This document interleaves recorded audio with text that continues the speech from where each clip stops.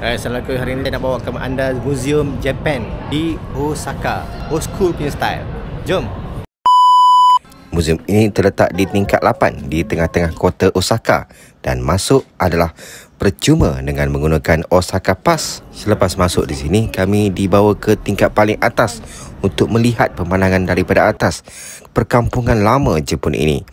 Ia seolah-olah membawa kami ke dalam filem Jepun yang benar-benar real. Apa yang menarik, setiap sejam cuaca akan berubah, akan menjadi malam seolah-olah di dalam filem Jepun. Jika datang Osaka dan untuk merasai pengalaman sendiri zaman Osaka lama, inilah tempatnya penuh culture dan mini town ini sungguh membawa anda ke dalam Osaka lama dan juga kehidupan culture di Jepun ini. Di ruang yang paling bawah pula anda akan melihat miniatur The Grid of Osaka Town. Di sini anda akan dapat melihat sendiri bagaimana culture Osaka yang telah pun berkembang dalam skala yang lebih kecil. Sekian dahulu untuk video kali ini. Jangan lupa untuk share kepada kalangan anda yang nak ke Osaka. Jangan lupa follow Ilham Fly Studio untuk video seterusnya. Salam jumpa lagi. Assalamualaikum.